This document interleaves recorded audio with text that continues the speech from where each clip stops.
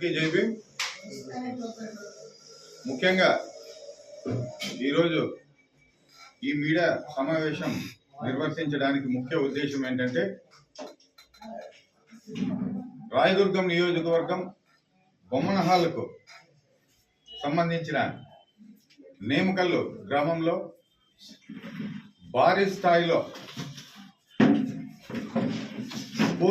అక్రమ కోరీలు నిర్వర్తిస్తా ఉన్నారు. ఏంటంటే ఎటువంటి పర్మిషన్స్ కూడా లేకోకున్నట్టు ఈరోజు వందలాది టిప్పర్లతో కొండల్ని పిండి చేసి ఈ విధంగా కొండల్ని పిండి చేసి అక్రమంగా అమ్ముకోవడం అనేది జరుగుతోంది. ఈయన కొన్ని చోట్ల కాంతారావు అనే వ్యక్తి కొన్ని చోట్ల చంద్రబాబు నాయుడు గారు నా తమ్ముడు అని కూడా చాలా చోట్ల చెప్పుకొని ఈ దందా అనేది నిర్వర్తిస్తున్నాడు. కాకపోతే ఇక్కడ ముఖ్య నాయకుడు అండదండలతోనే తెలుగుదేశం ప్రభుత్వము వచ్చిన వెంటనే ఈ దందాని అనేది కంటిన్యూ అనేది చేయడం జరుగుతోంది.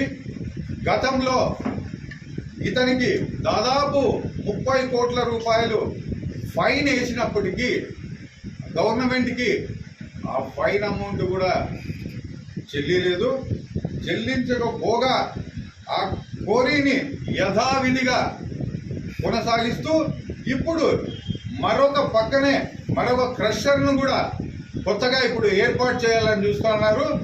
దీనికి సంబంధించి ఏ అధికారి కూడా కన్నెత్తి కూడా అటువైపు చూడటం లేదు. దీని వెనుక ఆంతర్యం ఏమిటి?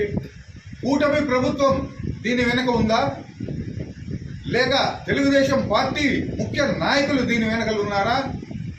మరి అధికారులకు ఎంత ముడుపులు ముడుతా ఉన్నాయని చెప్పేసి నేను క్వశ్చన్ చేస్తా ఉన్నా. ఏ అధికారి కూడా ఈ అక్రమ కోరీలకు సంబంధించి మినిమం అక్కడ ఉన్న ఎంఆర్ఓ కూడా దాన్ని పట్టించుకోవడం లేదు.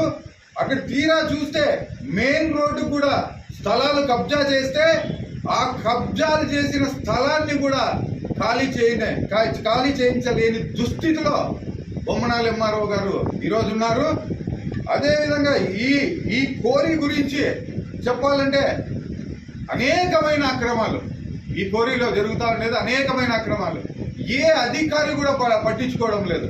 ఎందుకు పట్టించుకోవడం లేదు? జిల్లా స్థాయి నుంచి నియోజకవర్గం స్థాయి వరకు ఏ అధికారి కూడా దీనిపైన స్పందించడం లేదు. వెంటనే జిల్లా కలెక్టర్ గారు దీనిపైన స్పందించాలి.